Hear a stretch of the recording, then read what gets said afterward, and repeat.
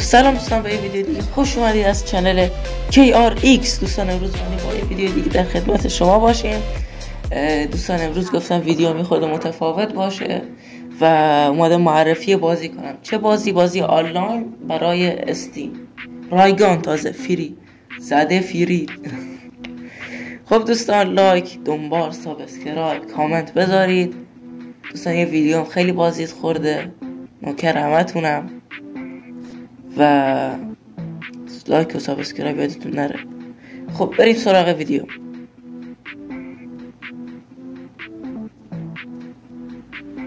خب دوستان، بازی اول اسپید کاتی است که یه خورده تلفظش سخته دوستان. این بازی آنلاین شوتر، گاناش خیلی خفنی، خورده خیالی طور مثل ایپکسه، خیلی بازی خفنیه و رایگان داخل استیم، میتونید راحت برید دانلودش کنید.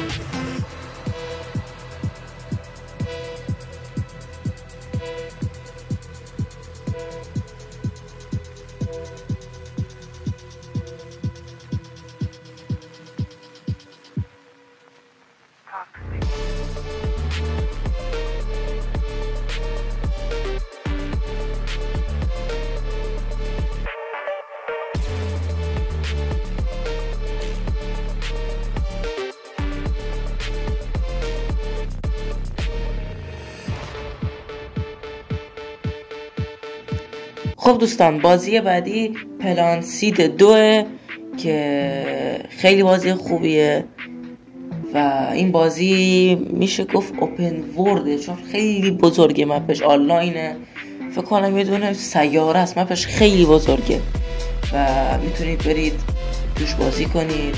آنلاینه، شوتره و زیاد سیستم قوی هم نمیخواد و این بازی فکر کنم 2012 اومد دوستان. این بازی دموده نشده بخاطر اینکه کامیونیتی قوی داره، یعنی مثلا بازی قدیمی نمیشه، خیلی بازی بزرگیه. مثلا هر سیزن هم واسش آپدیت میاد تا دسامبر 5 2024 آپدیت واسش اومده. بریم سراغ بازی بعدی.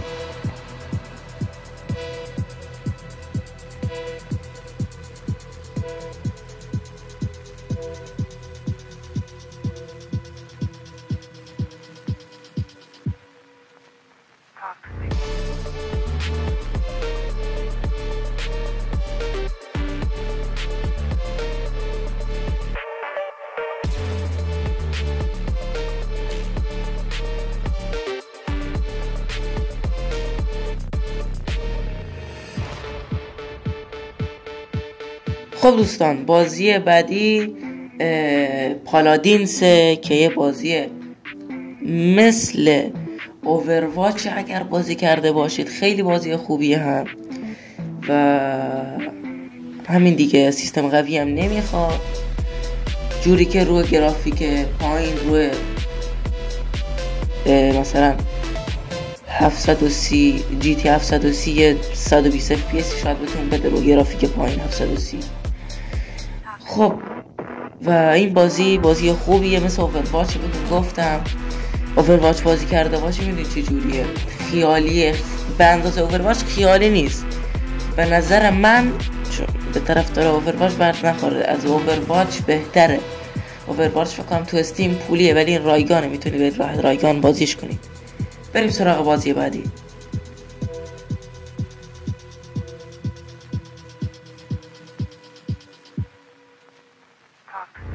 خب دوستان، بازی بعدی بلاد استریک. دوستان بازی خفنه رو گذاشتم آخری.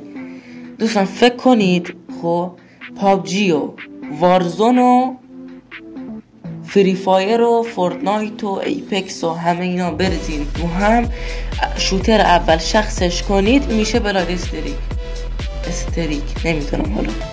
خب این بازی شوتر FPS FPS منظورمی که همون شوتر بهش میگن FPS و مثل وارزونه، میشه گفت مثل وارزونی خورده خیال.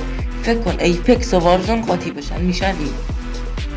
و دیگه از اولتون گفتم دیگه بازی خیلی خوبیه، تو استیم هم حجمش کمه. هم دوستان بعد آخر سر بهت میگم واسه چه پلتفرمایی میاد و اینکه FPS بالایی میده، سیستم اصلا قوی میخواد، روی آیتیری نسل 4 اجرا میشه و همین دیگه. و بهتون گفتم رو چه پلتفرمایی میاد، بارا روی iOS میاد، اندروید میاد، مکبوک همون لپتاپ و کامپیوترهای اپل میاد، روی اندروید گفتم، روی پی سی هم دیدن روی استیم اومده که رایگان گانه. و دوستان این بازی خیلی بازی خفنیه و حتما تجربهش کنید به پیشنهاد من. و دوستان سرما خوردم ببخشید دیگه، ویدیو پای سر هم سعی میکنم واسه تون بذارم دوستان، ویدیوی پابجی و کالاف و اینا رو نمیبینید، شاید گفتم دوست ندارید، گفتم یه ایده بدم و این ویدیو چند تا 10 بازی برتر استیم رو بهتون معرفی کنه. خب دوستان اینجا این ویدیو به پایان میرسه، امیدوارم از این ویدیو خوشتون اومده باشه. تا ویدیوی بعدی درود بدرود.